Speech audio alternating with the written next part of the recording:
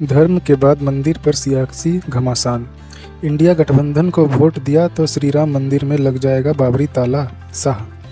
केंद्रीय गृह मंत्री अमित शाह ने बुधवार को कहा कि लोकसभा चुनाव के बाद विपक्षी गठबंधन इंडिया की सरकार बनी तो अयोध्या के श्री राम मंदिर में बाबरी नाम का ताला लगा दिया जाएगा।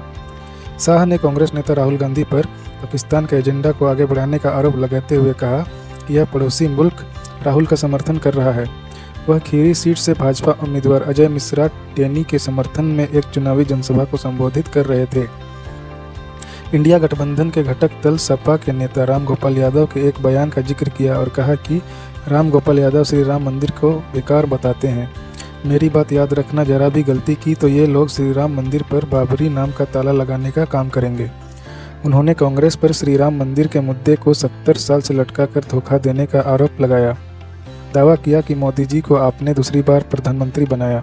उन्होंने 5 ही साल में केस भी जीता, भूमि पूजन भी किया और प्राण प्रतिष्ठा करके जय श्री राम कर दिया।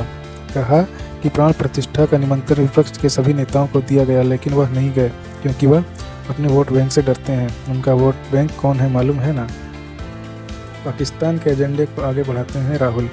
अमित शाह ने हरदोई में भी कांग्रेस नेता पर हमला किया और कहा कि राहुल गांधी पाकिस्तान के एजेंडे को आगे बढ़ाते हैं। पाकिस्तान उनका समर्थन कर रहा है। ये वही लोग हैं जिन्होंने आतंकवादियों को क्लीन चिट दी थी। उन्होंने कहा कि राहुल गांधी अमेठी से वायनाड गए और अब रायबरेली में हैं, जहां से उनकी हार होने वाली है। अब उन्हें इटली चले जाना चाहिए और वहीं बस जाना चाहिए। उनके लिए वही एकमात्र स्थान बचा है। अगर भ्रष्टाचार करेंगे तो आप जेल जाएंगे।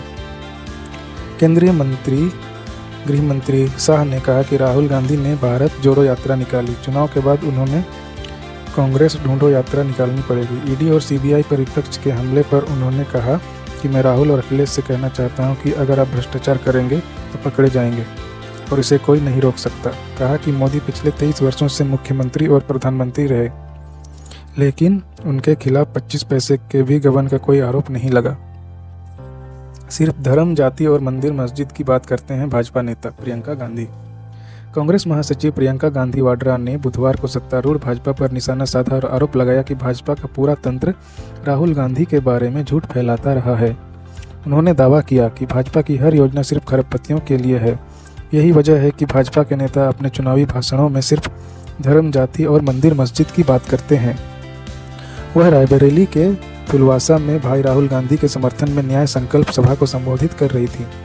प्रियंका ने कहा कि आपको मालूम होगा कि राहुल जी ने कितना संघर्ष किया है। वह हमारे देश में एक ऐसे इंसान है जिनके बारे में भाजपा की पूरी मशीनरी ने हर तरीके से गलत बातें और झूठ फैलाया।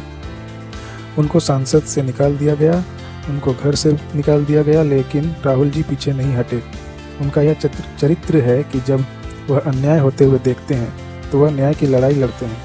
इसीलिए राहुल कन्याकुमारी से कश्मीर तक 4000 किलोमीटर पैदल चले और फिर उसके बाद मणिपुर से लेकर मुंबई तक उन्होंने यात्रा की।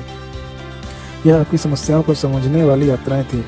यह देश को बताने वाली यात्राएं थी कि देश में राजनीति की जो दिशा है वह गलत हो रही है, हमें उसे ठीक करना है। बेरोजगारी के मुद्दे पर केंद्र सरकार को घेरा।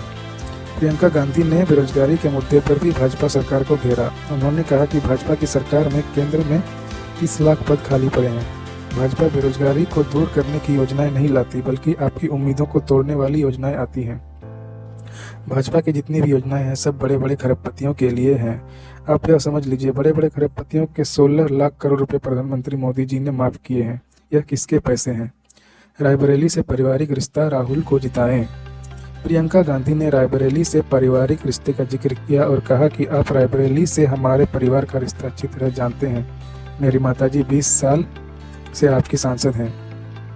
आपके लिए यहाँ पर जितने भी काम कर सकी उन्होंने किया। अब माताजी ने अपने पास मेरे भाई राहुल को भेजा है। इस चुनाव में राहुल जी आपकी उम्मीदवार हैं। आप राहुल को चुनकर भेजिए, आपको 2-2 लोग मिलेंगे। वह तो संसद में रहेंगे, मैं भी उनकी मदद के लिए यहाँ काम करूँगी।